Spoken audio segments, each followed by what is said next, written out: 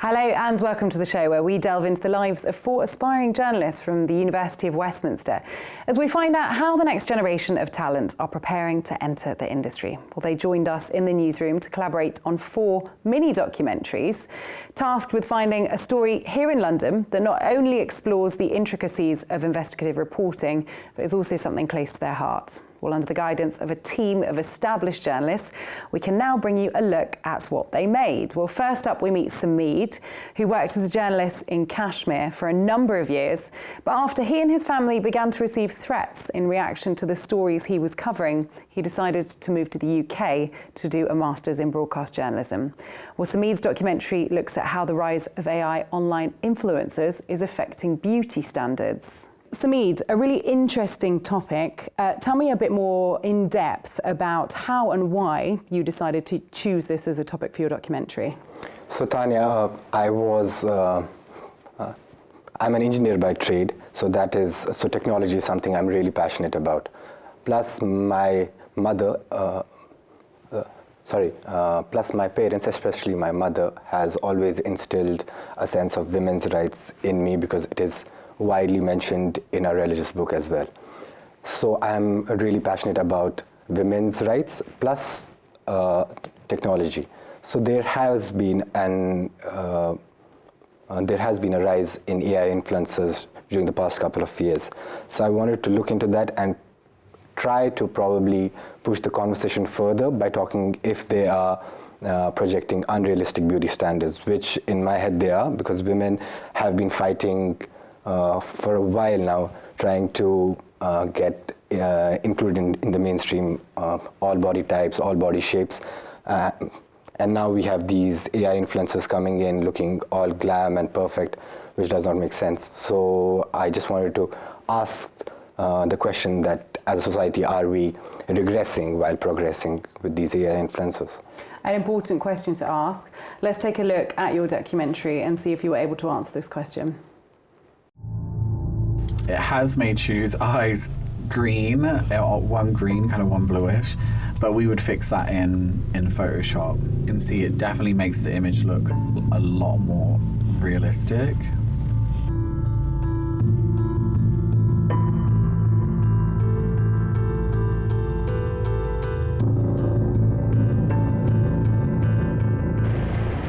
In the ever-changing world of social media, a new breed of influencers have arrived.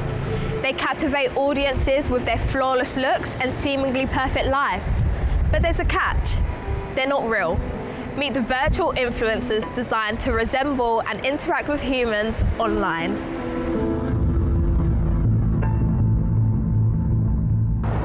As we scroll through our Explore page, the lines between reality and fiction blur, but the quest for perfection comes with its consequences. So what's your initial reaction to seeing this photograph? Very attractive young lady. I love the hair, and she's got perfect skin. She looks quite sporty. I like the hair color, and she's pretty. And what if I told you this person's actually not real, it's Really? AI? No way, really? That didn't even cross my mind.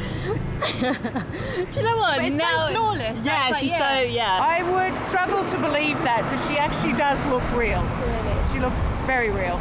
Would you say she's projecting any unrealistic beauty standards? Yes, because she's the skin is perfect, the makeup is immaculate. Is it unrealistic though? Because that's what social media pushes anyway.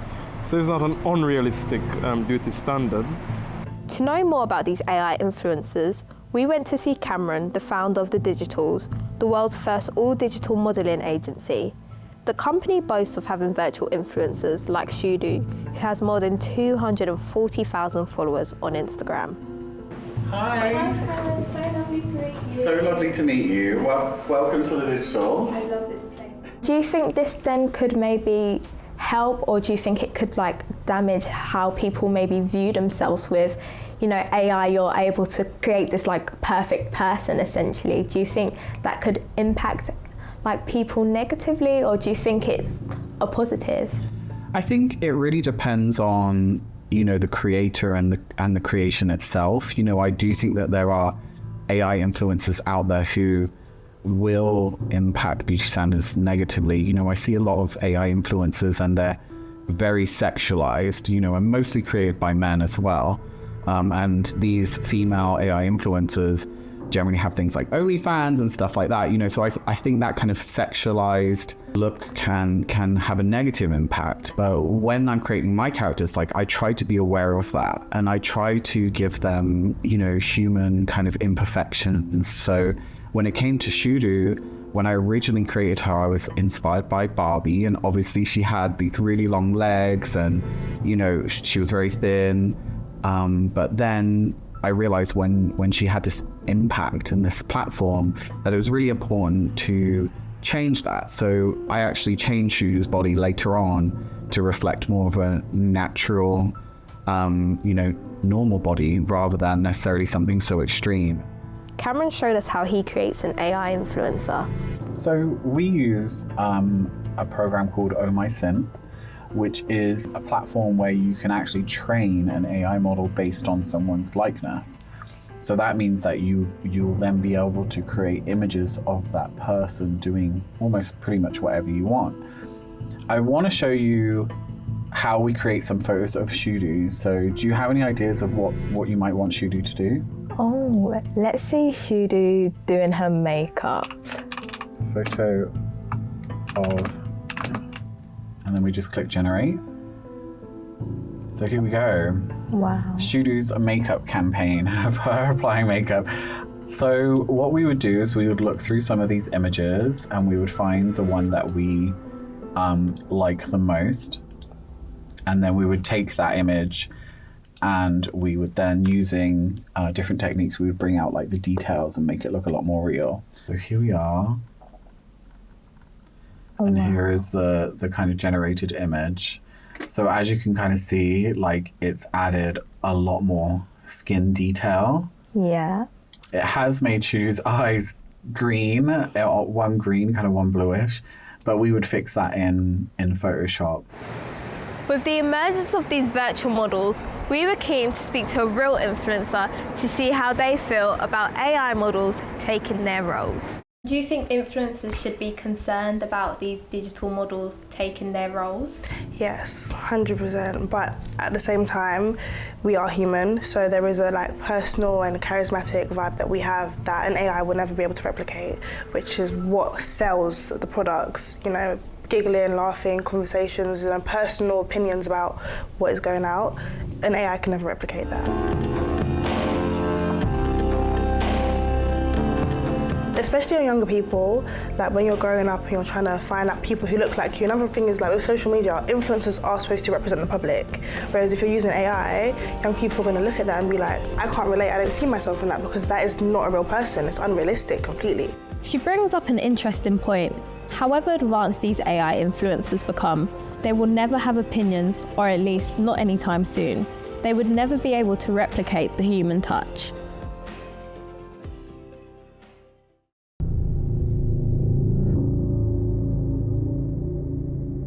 There we are, Samid's documentary there with his deep dive into the world of AI influencers. Right, we are going to a short break, but next we meet the London student who's made this documentary looking at the hurdles Muslim women face trying to get into sport in London. I'll see you shortly.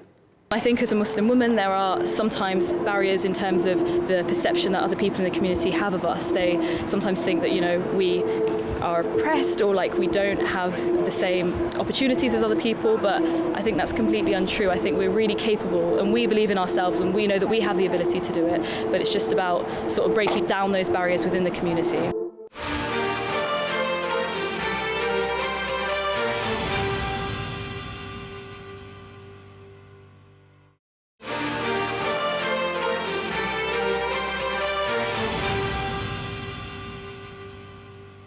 Hello and welcome back to the show where we delve into the lives of 4 aspiring journalists from the University of Westminster who joined our newsroom to collaborate on making 4 mini documentaries. Next, we meet Bronwen, who decided to do a master's after working as a podcast producer and wanting to move full-time into journalism.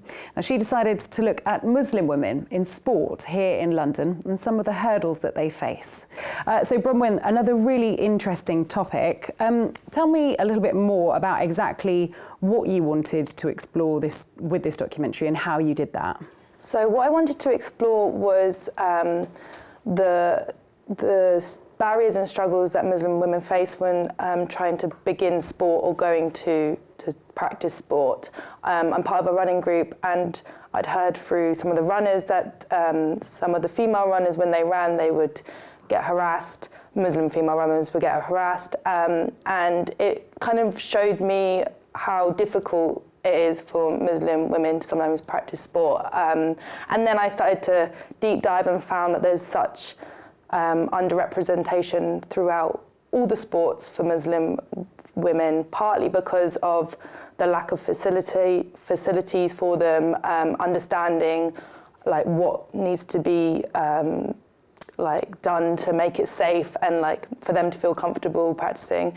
And then I just thought it was a really interesting topic, and I didn't know much about it, so I thought, oh, probably other people don't. And then I spoke to some really, really interesting girls who are like showing that it can be done, and it's not as many barriers as sometimes people think and things like that. So you would have met a couple of people, as you mentioned there, through the running club that you go to. Yes. But what was it like actually trying to find, women to speak about this topic in London? Actually, they were so open. They really wanted to showcase what they're doing. So I just researched a few Instagram clubs. So there was Modest Moves, which is Athena, the boxer in it. She founded her boxing club for women-only boxing club. So I contacted her through that. Yasmin, another interviewee, I contacted through her. She runs the Muslima Sports Association, so she founded a whole association dedicated to getting more Muslim women into sports. But they were so open to doing it because they're so passionate and positive, and they're making such big changes that they were all really excited to talk about it, which was really good. Yeah, well, let's meet some of these wonderful ladies then. Let's take a look. I think as a Muslim woman, there are sometimes barriers in terms of the perception that other people in the community have of us. They sometimes think that, we are oppressed or like we don't have the same opportunities as other people, but I think that's completely untrue. I think we're really capable and we believe in ourselves and we know that we have the ability to do it, but it's just about sort of breaking down those barriers within the community. Muslim women are often sidelined in the world of sport. Fearing of discrimination has kept them out of the arena, but there are people determined to change things.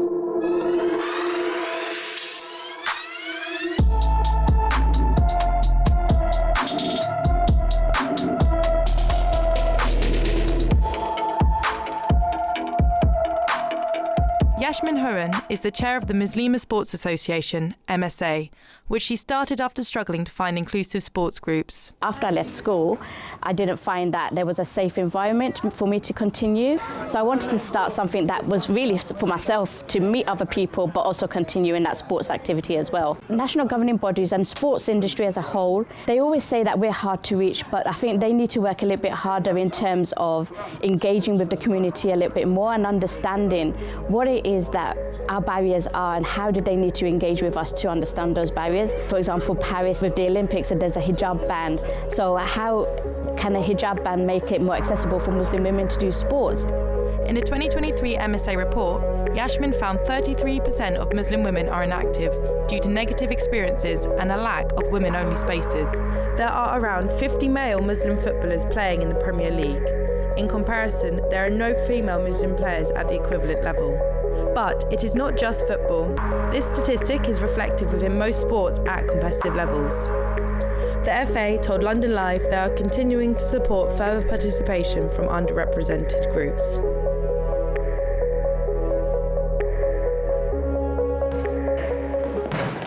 Athena Bashar founded Modest Moves, a boxing club for women in East London. I've engaged with more than 100 type of women, and especially those from ethnic minority backgrounds. And the reason that a lot of parents don't want their daughters to go into things like this is because, number one, there's a lack of women-only A lot of parents don't want that mix, they want that segregation. I would never have found boxing if I lived really far away from this place. It's literally down the road, like that's why I was able to do it. If I even had to take a bus journey, I don't think my parents would let me. Most of the clubs we visited were in East London. Women in other areas are still missing these opportunities. It might be female-only swimming, but then they'll have a male lifeguard, or there'll be a gallery where men are in the gym overlooking the swimming pool. So that almost defeats the purpose. I think national governing bodies need to understand that if more women from our community are going to engage, they have to make that environment really safe. And what I mean by safe is female-only environment where men are not looking in, where we might feel comfortable to take our hijabs off and play comfortably and freely, I suppose. Yasmin Hussain had to quit football as a teenager because there were no women's teams in her area. Re-entering the space reminded her of the lack of representation within sport. When I first started coaching, I was in an environment just full of boys, men, there was no women. They've never probably seen a female coach, someone that looked like me. It was a really bad experience, and I think if I didn't have the passion, belief, I would have definitely given up. I thought, you know, there's no females here. 20 years later, nothing's changed. Is it going to change? More opportunities are emerging, but things are moving slowly. Haifa Bhatti is a medical student and part-time coach at Brentford Youth Club. People have a perception that women aren't as good at football or can't coach football as well, but I think that's really, really untrue. I think we've seen with the success of the Lionesses as well that, you know, we are really capable and we do have the skills, and maybe on some things we are better than the male coaches. Maybe we've got a little bit more compassion, maybe we've got a little bit more energy. I know my girls definitely have a lot more energy than some of the boys sometimes, so that's really positive, and I think we can bring things that maybe others can't. A lot of people say to me, oh, you can apply for this, you'll get the tick box, you'll easily get you're a female, you're an Asian, and you'll tick all the boxes. And I kind of think that undermines everything I've done because I've worked hard for it. I'm like everyone else, you know, who's on it. I deserve to be on it, and I've worked hard to get on it. And being the first it's positive. I'm first, next time it might be someone else, but change is happening because women like me are going into the spaces. When I was to go to women-only places to do sessions, but also coach, I realized that the biggest thing that was missing was the community factor. Yes, I'm a boxing coach, but I'm also a youth worker, and I like to intertwine my skills together because that's how boxing impacted me more than the physical benefits, you know, and that was the gap in the market. Kayla Troy manages Fight for Peace, the community centre which hosts Modest Moves. A lot lower numbers of women and girls coming into Fight for Peace to do sport specifically. I think going into a really busy mixed session with boys and men can be quite intimidating. So that's why we've brought back our female sessions, which Athena is coaching, and that's really, really helped engage and bring up the numbers. Another reason why Modest Moves came about is specifically to help women who went through like domestic abuse with their partners. They usually won't feel comfortable to come to a mixed gym. And especially doing an aggressive sport like boxing with the opposite gender can be very anxiety provoking. MSA has really grown because of its sisterhood, and I think the sports has become really secondary in all of it. There is still a long way to go, but change is happening. The thing that I really, really love is inspiring the girls that are, you know, going to be in the position that I am when they grow up. They have said to me, you know, I'd love to coach when I grow up, and I'd love to be a footballer when I grow up, and that is just an amazing thing for me to hear from, you know, when I was younger, there weren't even any girls' teams to take part in. What I hope to see is Modest Moves happening across London, do seminars, do workshops, and hopefully even go international one day.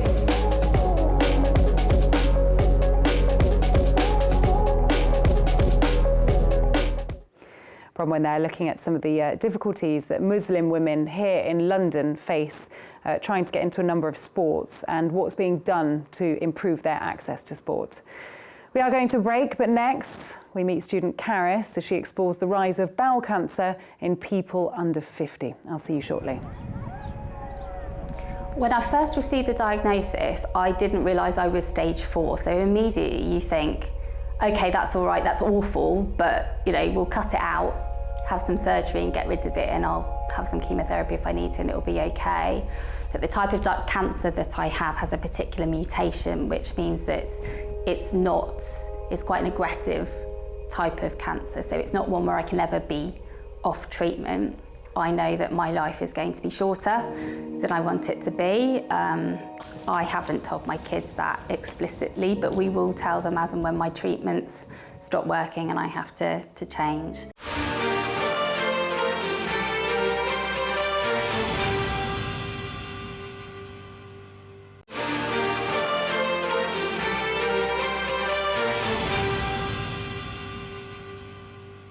Hello and welcome back. In this show, we meet students from the University of Westminster who are doing a Masters in Journalism.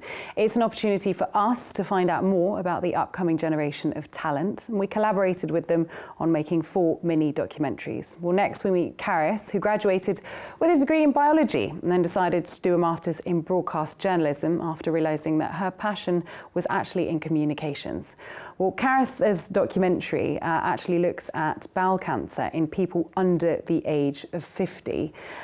Carys, tell me a bit about why you chose to sort of delve into this area. What was it that kind of stood out for you? Well, there are a number of reasons, really. I mean, I had personal motivation for doing this. So my aunt is in her 40s and she's currently living with stage 4 bowel cancer, and she had symptoms for less than a year before she was diagnosed with stage 4.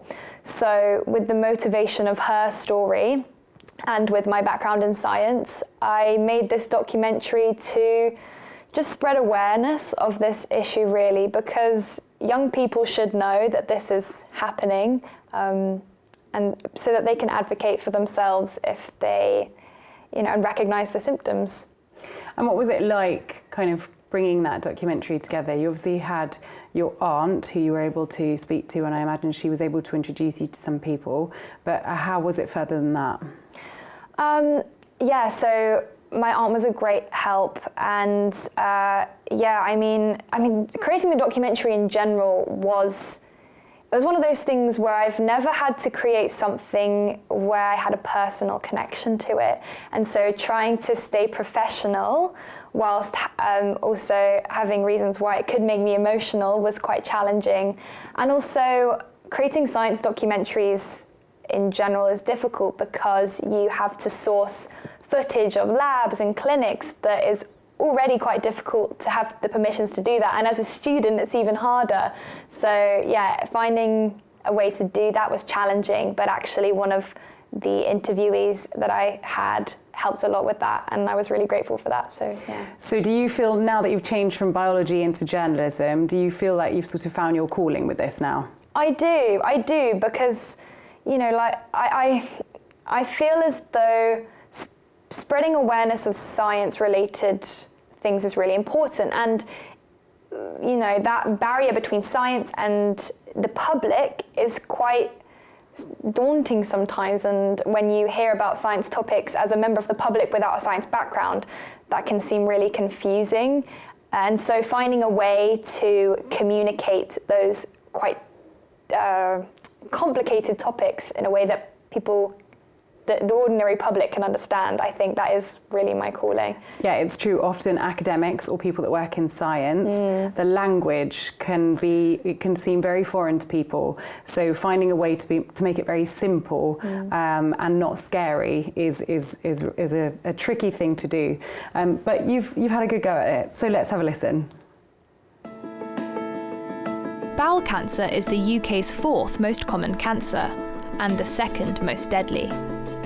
It generally affects older adults, so current screening programs target these age groups. Our strategies for diagnosing colorectal cancers are focused on that group of patients over 50. But over the past 30 years, the number of young adults diagnosed with bowel cancer has increased by 50%. So what's going on?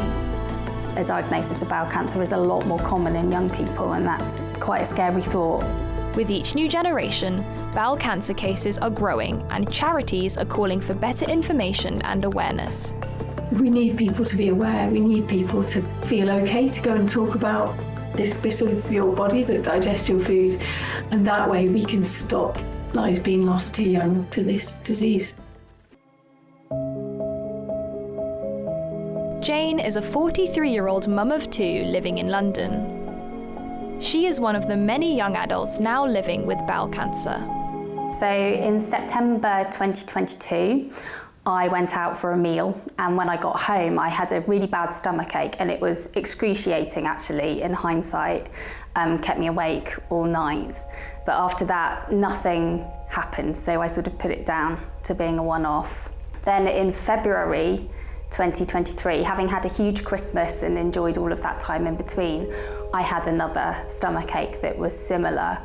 So at that point I booked an appointment with my GP. I had something called a colonoscopy, which is essentially a camera that goes up through your bowel, and I stared at my tumour on a screen, and then I had some more testing, and then they found that it wasn't just there, that it had also spread as well. So I didn't catch it very quickly at all, unfortunately.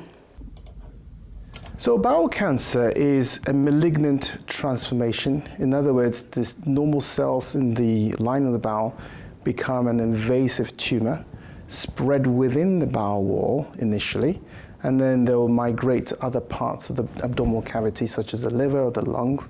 So effectively, we call that metastatic disease. The symptoms which are really important are rectal bleeding, diarrhea predominantly, iron deficiency anemia, and weight loss. So I think if you get these symptoms, which are predominantly lasting more than 4 to 6 weeks, it's really a calling factor to go and see your GP sooner than later, to be then referred to be diagnosed. Processed foods, lots of red meat, smoking, obesity, alcohol, lack of physical activity, all these things independently have proven to have a slight increased risk in developing colorectal cancer. Most young patients feel that it's an elderly person's disease. And so by the time they actually present to us usually with advanced disease, which means that they need more advanced therapy, and the chances of survival is much less.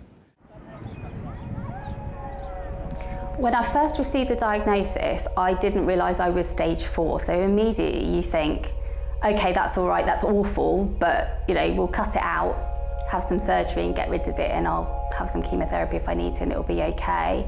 But the type of cancer that I have has a particular mutation, which means that it's quite an aggressive type of cancer, so it's not one where I can ever be off treatment. I know that my life is going to be shorter than I want it to be. I haven't told my kids that explicitly, but we will tell them as and when my treatments stop working and I have to change. To reduce the impact of this disease, young people need to spot bowel cancer symptoms and take action early. Bowel Cancer UK's Never Too Young campaign aims to help them do this. There is a small but significant number of people under the age of 50 who are diagnosed every year, about 6,000. So we wanted to launch a campaign to really let everybody know that you're never too young for bowel cancer. If something isn't right for you, persist with your GP. And we fund about £500,000 worth of research into this area as well so far, because it's really important we understand what's going on and that people get diagnosed quickly, whatever age. Scientists are now working hard to determine what is causing bowel cancer to rise in young people. A new £20 million research project called Prospect is just one of the groups hoping to figure it out. So the first aim is to identify risk factors that contribute specifically to early onset bowel cancer.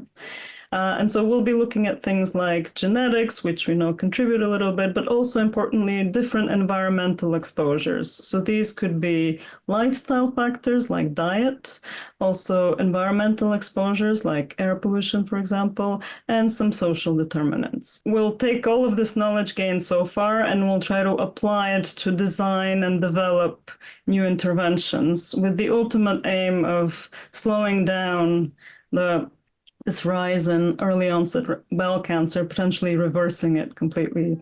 In the meantime, young people must remind themselves about the growing risks so they can take action when necessary. Don't delay on anything. Don't think that it isn't something more serious. And that's not to say be worried of everything, but know you're normal and know when you go to the doctor, whether you're happy with the outcome of your consultation or whether you want to keep looking for the answer about what it is.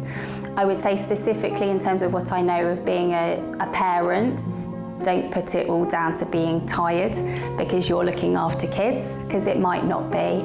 I think it's okay to politely remind your GP of the increase in bowel cancer, that it's happening more frequently in young people, and ask them to test for everything, because it's much, much cheaper for them to do an extra test then than it is to catch your advanced cancer. So yeah, just be really, really, advocate for yourself and do what feels right in terms of your health.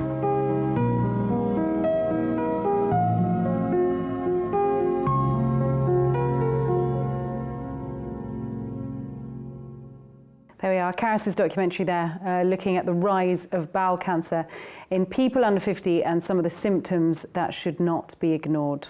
Well, we are going to our last break, but next, a documentary looking at women in motorsport. How easy is it to be a female racer, and is the industry changing to be more inclusive? More on that next. A lot of it is the unknown, where predominantly motorsport has been a man's world in the past. A lot of women, more in clubman side of things, don't kind of maybe unsure, not have the confidence into coming into motorsport. They don't know where to start, having to know who to go and talk to get into the sport, or even having a go. It's very difficult to get in and have a go in a race because of what you need to do to be able to become a race driver.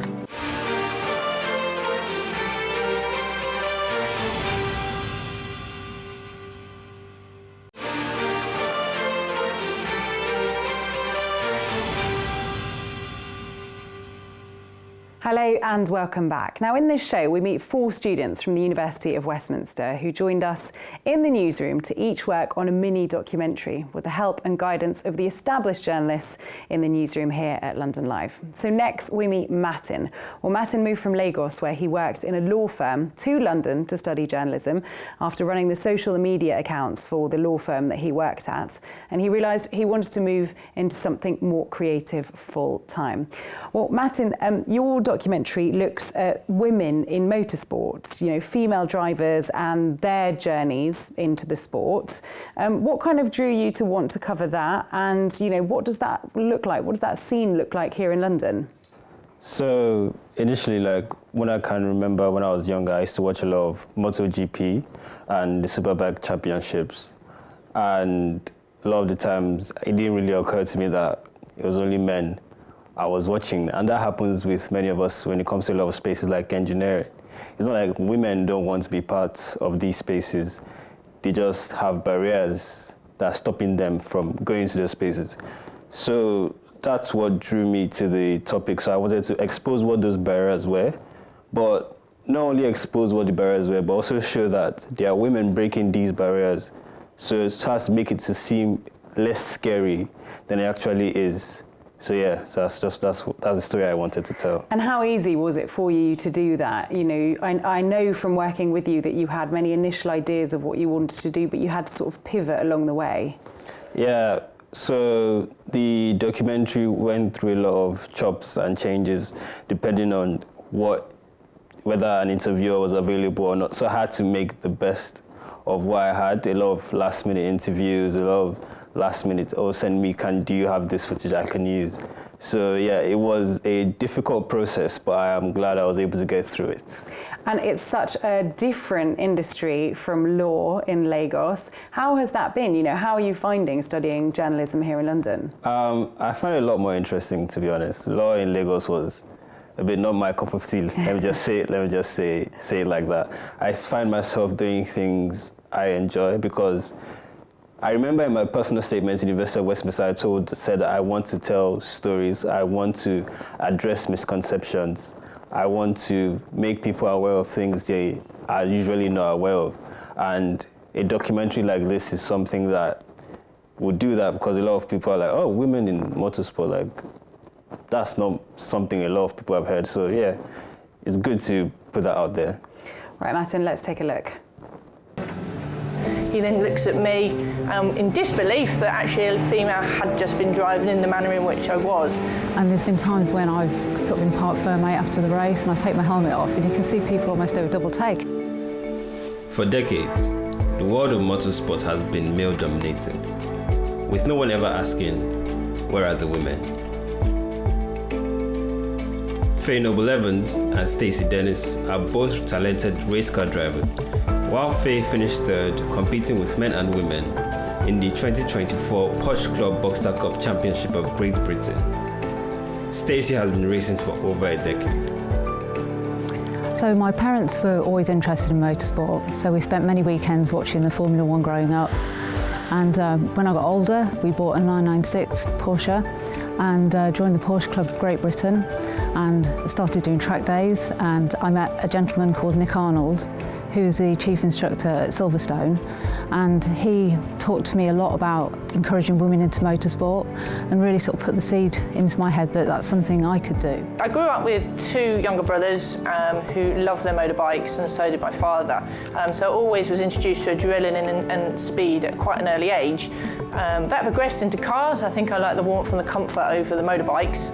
Despite many women like these two making strides in the industry, a 2023 More Than Equal report has said motorsport is one of the lowest performing sports for gender equality, with just 10% of drivers across all categories being women.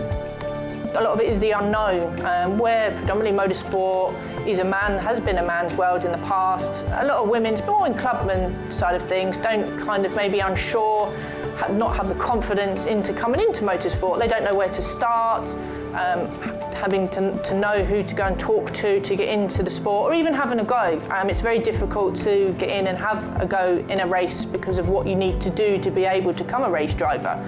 The report has also attributed low participation to entry barriers, like negative stereotyping of skill and ability.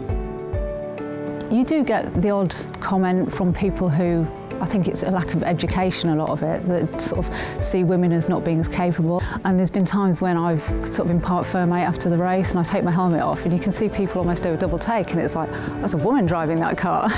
Track day, no one particularly knew me. Went with myself and a couple of friends, one to help me look after the car. And one of the other drivers that was out on that particular session came up to my male friend, asked him straight out, what have you done to the car? It's super fast. He then looks at me in disbelief that actually a female had just been driving in the manner in which I was. So those are the kind of challenges you have, people kind of testing you. You're automatically thought of as a wife or a girlfriend. You're not actually thought of as a driver. Steps are being taken to see more women in the sport, and things have started to get better. We need to do a lot more promoting grassroots motorsport, whether that's karting, club racing, all the way to GT Cup and touring cars, that people can see is something women can do and we can compete on an even footing with men. I'm working with Porsche Club Great Britain at the moment with a few initiatives to try and encourage more women into motorsport, also track days, that's where it all starts. So there's some exciting things that are coming up there with the chairman of Porsche Club Great Britain. It's improved immensely over the last 10 years. If you were to ask me that question 10 years ago, it was difficult because women in this sport was relatively new. More and more women are coming through. You see a lot more younger women now focusing on more mainstream motorsport, but you are showing this obviously in media, Facebook, various other platforms focusing on young women in mainstream motorsport. Female fanship has also grown.